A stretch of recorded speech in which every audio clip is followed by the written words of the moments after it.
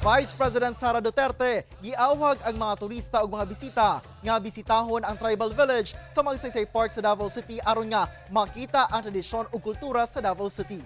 Human nga gi-renovate sa miaging semana, naplasta na pagbalik ang 11 ka mga tribal village sulod sa Magsaysay Park sa syudad. Ang 11 ka tribo sa Davao City nga mao ang Ata, Bagoboklata, Bagobotagabawa, Matigsalog, Obo Manovo, Iranon, Kagan, Maguindanawon, Maranao, Sama ug Tausog ang ginabida matag Karayawan Festival.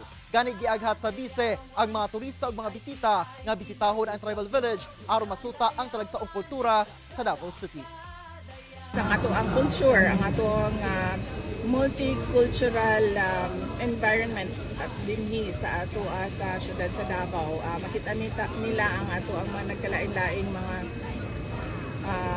indigenous peoples, tribes, na sila showcase dinha sa Magsaysay Park, and na sila nightly cultural show.